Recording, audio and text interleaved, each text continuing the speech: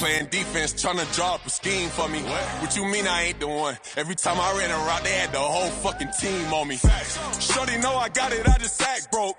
They was hating till I dropped it, gotta act woke. Who let the Miami Dolphins get this demon on their team, man? Darren Waller is the new tight end for the Miami Dolphins. And, I mean, whatever. I mean, it's better than Julian Hill, Tanner Connor, and Pharaoh Brown. But, just weird. Like, Darren Waller retired at the end of the 2023 season. And, focused on his mental health. Didn't find the love for football anymore. I saw in an interview, it was like, in the middle of the game against the Bills, it was like cold as shit outside. And he was like, why am I even playing anymore? I don't have a reason to play. I don't have a love for playing in the NFL or playing the game of football.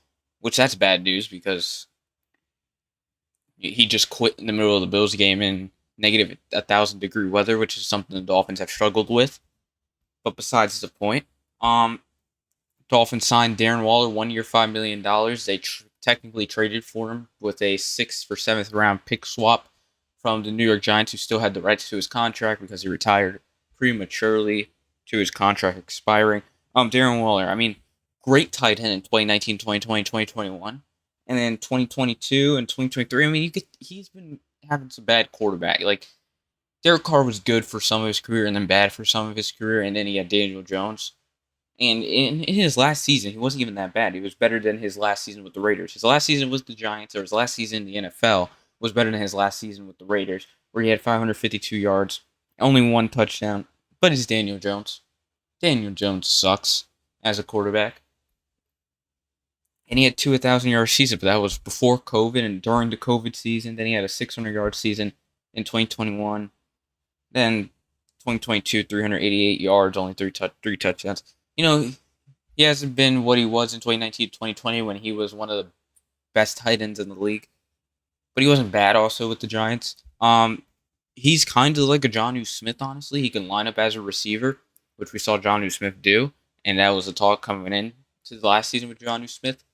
He's similar to Jonnu Smith. He can line up as a receiver. He's taller than Jonnu. He's 6'6", and he's a speeder. Same thing. Both fast guys can line up as receiver, tight ends. But Darren Waller is a much bigger dude. And his ability and his skills are not the problem. I mean, it might be because, he's been retired. And has he been training? Is he ready to get back into training camp? Which is what I'm going to talk about here is like the biggest concern for this signing is he's our tight end 1. It's similar to the Jonnu Smith situation coming into last season, where the season before, the offseason before we got Jonnu Smith, we let Mike Gesicki walk. We didn't replace with a tight end. We had Durham Smythe, terrible. We had no red zone tight end, and Jonnu Smith came in on a 1 year, $4 million contract, and nothing much was expected of him compared to what he performed and the production he put out last season. But he was still looked at, we got to upgrade at tight end 1, and there's not much expectation for him to be an all Pro Bowl tight end like he ended up being. But there's still, it was still a noticeable upgrade. So Darren Waller, even though we had Jonnu Smith on our roster about 2 days ago, 48 hours ago, but whatever, we'll act like he was never on our roster. We only had Tanner Connor, Julian Hill, and Pharaoh Brown on our roster. And it's Darren Waller. Getting Darren Waller for 1 year, $5 million is a noticeable upgrade at the tight end position, and there's not much to expect from him because he just came out of retirement.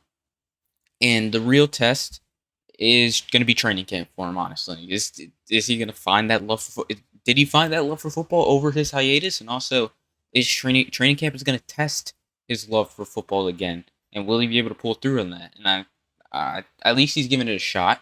And the reason he's giving it a shot with the Miami Dolphins specifically, because I don't think any other team would sign him, but his former tight ends coach, which was through his best seasons with the Raiders, is Frank Smith, who's the Dolphins' offensive coordinator currently. And then there's also kind of something common with him and Mike McDaniel. Darren Waller, great story. If you I knew about it before all this. Great story. He suffered with substance abuse prior to becoming an all Pro Bowler in the NFL. Got through it. Breakout seasons with the Raiders in 2019, 2020. And then, he ended up having a decent career. as a tight end in the league. But also there's like the commonality with Mike McDaniel and Darren Waller's substance abuse issues. So that coach to player understand each other, to deal with the same issues. So that's he found comfort in coming to the Dolphins more so than any other team. So the Dolphins can say, we'll help you, guide you through getting back into the NFL. He's 33 years old, so he's not a young cat.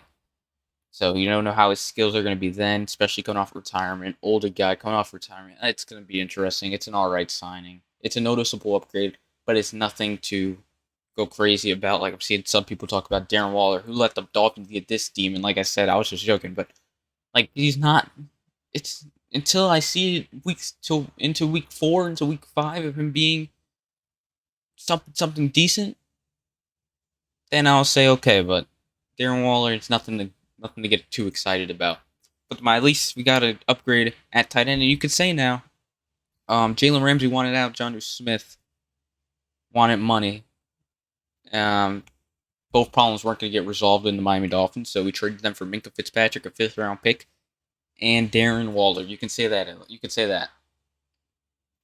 look at that now, and you could evaluate the trade differently. I still evaluate it the same way. We should never be in this situation. If it wasn't for Chris Greer, we wouldn't be in this situation. So he should not be getting praised for making a decent trade, considering circumstances. Simple as that. Miami Dolphins get their new tight end one. Hopefully, he can make it through training camp.